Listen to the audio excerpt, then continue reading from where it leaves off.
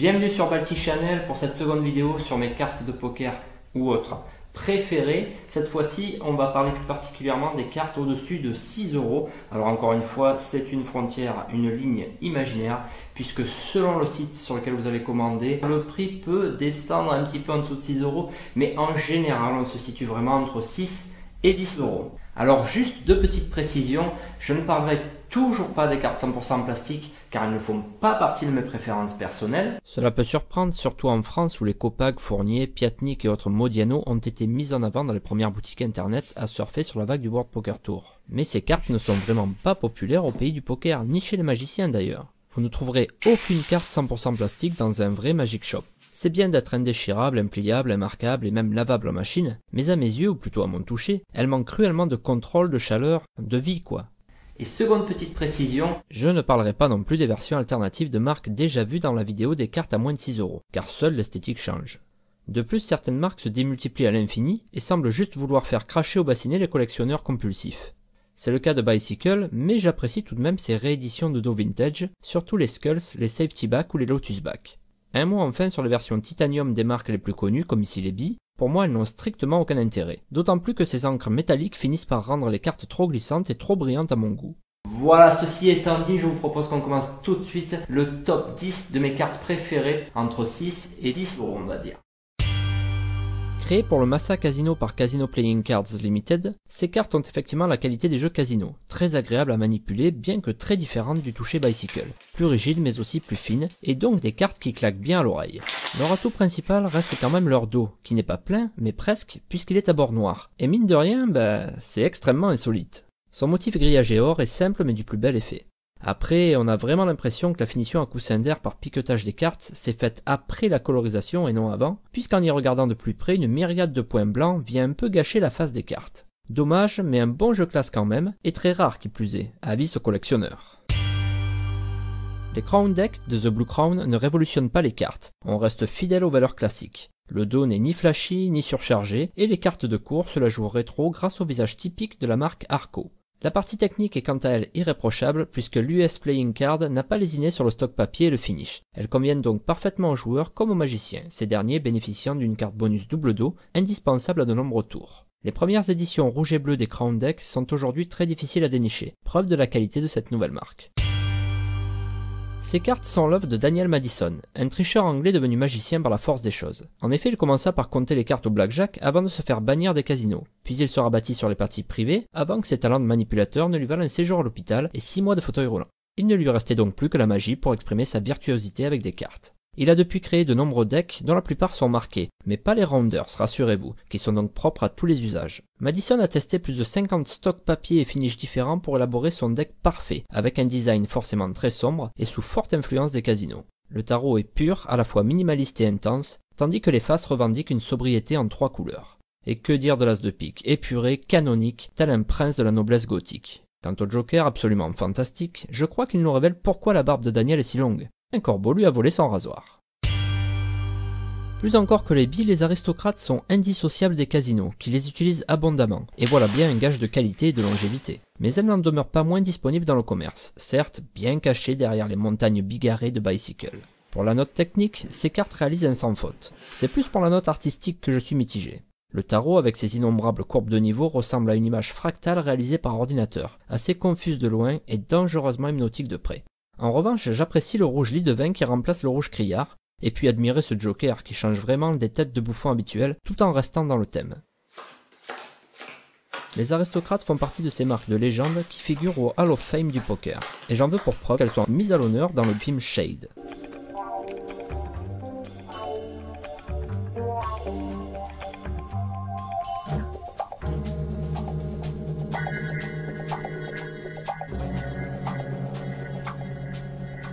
Qui ne tente rien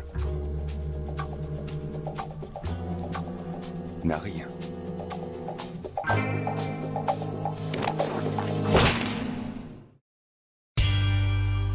Comme souvent chez Theory 11, les artisans peuvent se targuer d'avoir une réelle conscience écologique. Dessiné à la main en Afrique du Sud et fabriqué par l'US Playing Card avec du papier issu de forêts durables, de l'encre végétale et de l'amidon. Pour autant, ces cartes brillent de mille feux, luxueuses et stylées. Certes, les dos complexes, les faces élégantes et les effets métallisés ne sont pas leur apanage exclusif, et on pourra même préférer chez Theory 11 les Medallions, que voici, avec notamment le design original des cartes de cours. Mais les artisanes sont un petit supplément d'âme. Bon, la vérité, c'est surtout que je suis red dingue du paquet. Non mais regardez-moi ces reliefs, ces dorures, la majesté de ce logo. C'est tout simplement l'un des paquets les plus beaux et les plus classes à mes yeux. Et la technique n'est pas en reste, rassurez-vous, avec notamment un pharo parfait. David Copperfield, le magicien le plus populaire de tous les temps, et même des années bissextiles, les considère comme les meilleures cartes jamais produites. Voilà qui se passe de commentaires. D'ailleurs, petit bonus pour les David Copperfield en herbe, une carte double dos. Les Dapper sont issus d'une campagne Kickstarter, donc financée en précommande directement par des fans. Ils possèdent un charme exceptionnel, celui du célèbre motif Paisley, sur le tarot des cartes mais aussi en insert dans les as et quelques autres cartes, avec une redistribution harmonieuse des couleurs, et pour ne rien gâcher, un paquet original avec une ouverture en pique. Leur classique finish est comparable à celui des productions USPC, mais elles bénéficient en outre, selon leur fabricant, d'une coupe traditionnelle parfaite, propice aux manipulations comme le pharo, et d'un stock papier plus durable. Cela reste à voir sur la durée, mais pour l'instant, effectivement, tout va bien. Ce jeu sera particulièrement apprécié des magiciens, en dépit de l'absence de gaff card spécial, car il s'agit d'un jeu marqué. En revanche, et même si je vous avouerai que je n'ai pas repéré ce marquage subtil, mieux vaut éviter pour vos parties de poker. Les Ramblers sont des cartes rares, toujours produites par l'USPC mais apparemment plutôt destinées à l'Asie et l'Europe. Leur originalité ne vient pas de leur design assez froid et géométrique comme celui des Aviator, mais de leurs coins presque carrés et surtout de leurs tranches dorées. Sobre et pourtant un peu bling bling sur les bords, c'est la grande classe. Mais attention, car du fait de leur revêtement aluminium, elles sont aussi très rigides, ce qui exclut leur usage pour la magie ou la cardistrie, et gêne également un peu, il faut l'avouer, les mélanges à la table de poker. Mais bon, elles sont aussi dans la mallette du roi des arnaqueurs, et c'est bien la preuve que les Ramblers font partie du cercle très fermé des marques historiques, cultes et incontournables. Encore plus vintage que les billes, les numéros 999 ou Steamboat nous renvoient de manière explicite au temps jadis où le poker, interdit de partout, trouva refuge sur les bateaux à vapeur du Mississippi. Le dos plein et son motif simple préservent ce charme, et bien que ces cartes soient lisses et sans finish particulier, elles bénéficient comme par magie d'une qualité et d'une durabilité exceptionnelles. Au cinéma on peut les voir, dans la fameuse mallette de Shade, bien entendu, mais surtout dans les mains d'Henry Fonda dans l'excellent gros coup à Dodge City.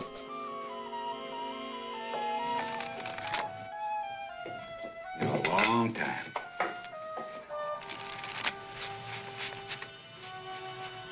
Sure feels good.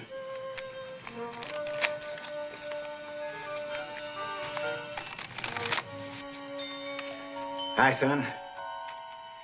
Want to watch? Watch your papa buy us another 40 acres in San Antonio, Texas.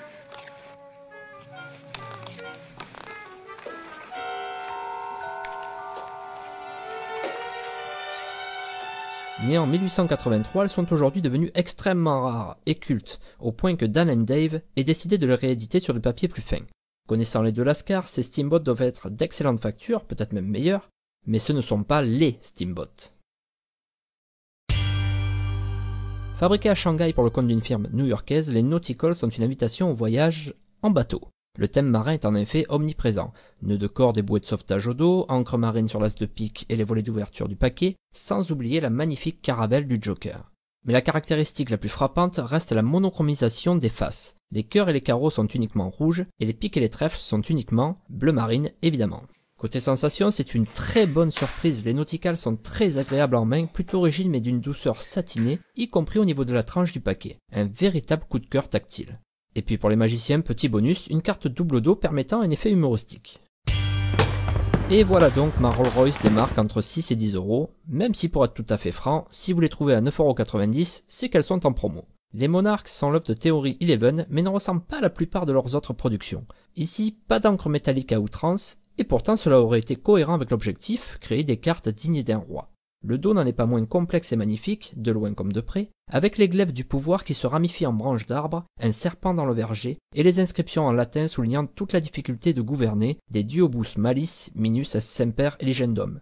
De deux mots, choisis toujours le moindre. C'est vraiment la classe royale, et ce n'est pas pour rien si depuis leur sortie en 2011, les Monarchs se vendent comme des petits pains et se sont déjà déclinés en 4 couleurs. En peu de temps, elles sont devenues un classique, une valeur sûre, et même une star de cinéma. En effet, elles n'auront attendu que 2 ans pour exploser sur grand écran dans le blockbuster magique Insaisissable.